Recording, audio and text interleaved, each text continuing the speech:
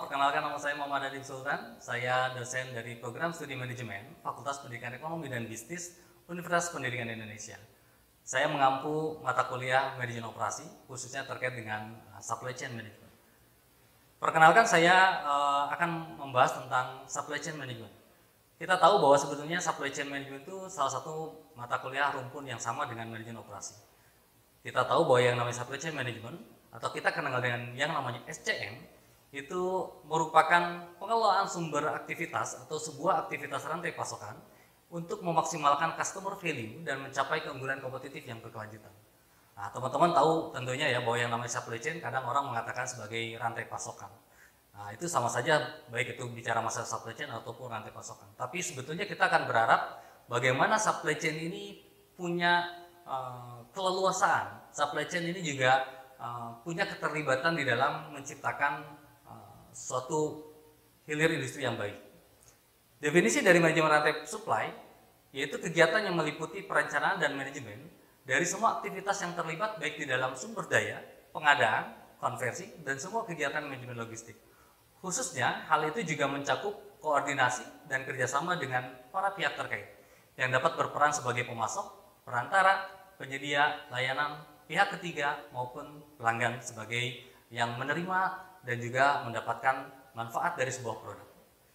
Supply chain management itu sendiri merupakan fungsi-fungsi yang terintegrasi dan memiliki tanggung jawab utama untuk menghubungkan fungsi dari bisnis utama dan proses bisnis dalam dan di seluruh perusahaan untuk mewujudkan model bisnis yang kohesif dan berkinerja tinggi tentunya, termasuk semua kegiatan manajemen logistik serta kegiatan manufaktur yang mendorong koordinasi dari proses dan kegiatan di seluruh pemasaran, penjualan, desain produk, keuangan, dan teknologi informasi.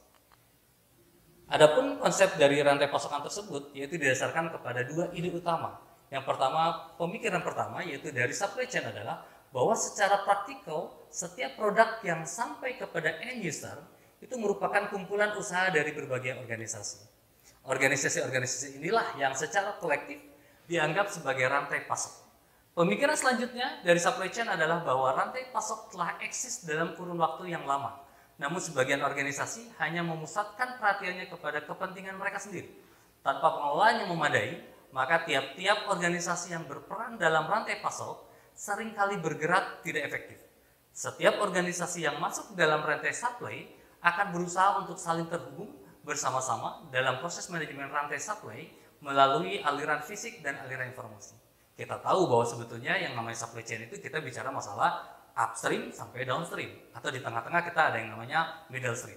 Atau orang awam mengatakan bahwa ini sebagai hulu dan hilir. Bagaimana menyampaikan produk dari hulu sampai ke hilir, dan kebayang teman-teman semua, ada banyak peran di sana, ada banyak pelaku-pelaku yang terlibat di dalam rantai pasokan.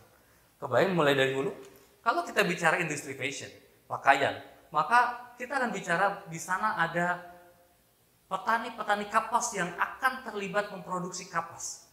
Jadi teman-teman jangan punya pemikiran terlalu pendek bahwa yang namanya pakaian itu bersumber dari kain semata. Tidak, karena kain itu kan diproses sebelumnya itu dari benang. Benang diproses sebelumnya dari kapas dan seterusnya. Sehingga kebayang kalau kita bicara industri fashion, maka bicara hulu hilir itu cukup panjang, mulai dari petani kapas sampai nanti kepada konsumen. Intinya sebetulnya di dalam supply chain management adalah bagaimana semua value yang tercipta, semua value yang dimiliki oleh perusahaan, tentunya value produk, itu akan tersampaikan secara baik kepada konsumen.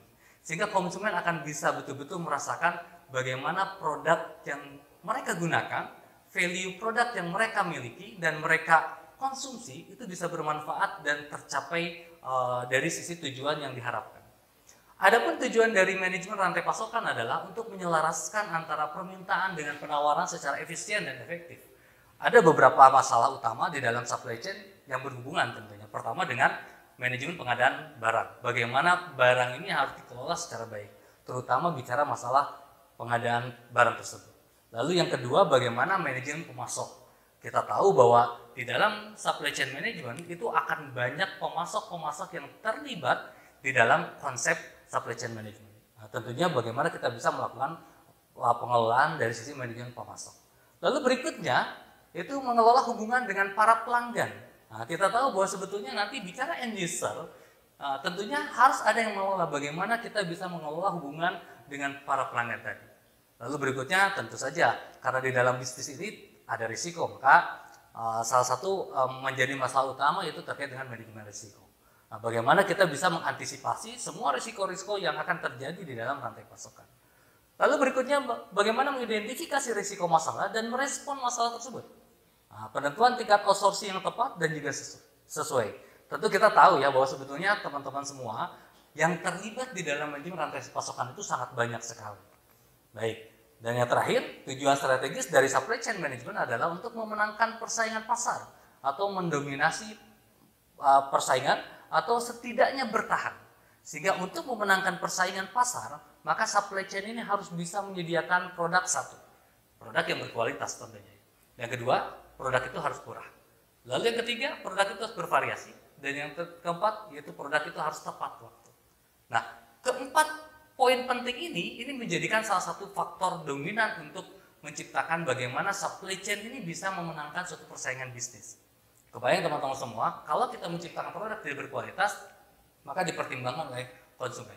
Apalagi kalau bicara kita memiliki kualitas yang bagus, tapi kita bisa menekan dari sisi efisiensi, maka dampaknya produk kita akan lebih murah. Apalagi kalau misalnya produk kita bisa diciptakan secara bervariasi, dan yang lebih utama di dalam supply chain adalah bagaimana menyampaikan, mengirimkan semua produk itu tersampaikan kepada konsumen secara tepat waktu. Ya, kebayang teman-teman semua, peran dari supply chain itu sangat luar biasa vital di dalam suatu bisnis perusahaan ataupun organisasi. Bagaimana produk itu bisa tersampaikan mulai dari hulu sampai ke hilir dan konsumen bisa menikmati hasil dari pengelolaan supply chain tersebut. Baik, demikianlah brainstorming tentang supply chain management. Kita akan ketemu lagi dengan materi yang lainnya. Terima kasih. Assalamualaikum warahmatullahi wabarakatuh.